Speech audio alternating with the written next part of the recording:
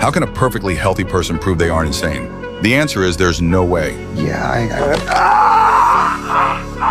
Therefore, she has no choice but to devise an escape plan entirely on her own. However, her plan is still missing one critical item. Here we are. Yes, a uniform to serve as her cover. The exit is a mere 5 meters away from her. She steadies her breathing, slowing her pace as she walks toward the door.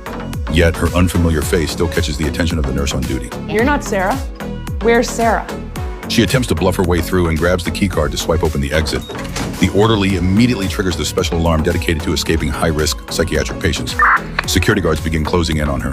But fortunately, she runs into a lone psychiatric patient who is by himself. Hi. Just like that, relying on the perfect visual cover, she smoothly reaches the hospital lobby.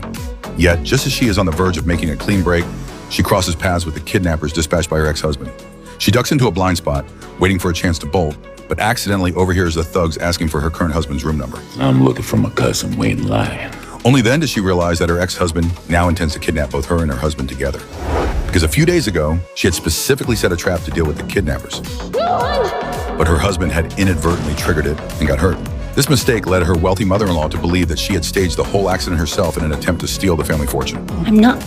And that is exactly why her mother-in-law had men throw her into this psychiatric ward. But now, the perfect opportunity to clear her name has arrived. She sprints toward the elevator, mashing the button repeatedly. Finally, she manages to slam the doors shut just before the thugs reach the elevator bank. Hold it. Upon arriving on the 3rd floor, she heads toward her husband's room, only to spot the hospital security team rushing over to apprehend her. In a sheer panic, she ducks into a random patient's room, trying to maintain her cover. But of all people, she happens to run into the single most obnoxious patient in the entire hospital. About fucking time. Sir, let me see what I... This patient is rude, arrogant, constantly cursing, and most importantly, incredibly loud. But I know who you really are. Why are you so rude? Pushed past her limit, and to prevent herself from being discovered by the two factions right outside the door, she has no choice but to temporarily knock this patient unconscious. She slips on a coat, steps out of the room, and takes down this patient's nameplate, swapping it with her husband's. The timing is absolutely perfect. She slips into her husband's actual room right before the kidnappers arrive.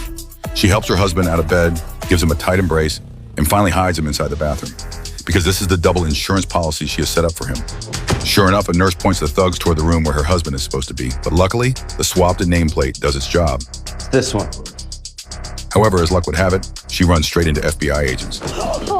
We're here to help you, okay? I don't need help. I think you do. No. Right as the agents are interrogating her for leads on the kidnapping case, the thugs walk out of the room. FBI's here. But it is glaringly obvious that it is now impossible for them to proceed with kidnapping her. Doesn't matter, we got her husband.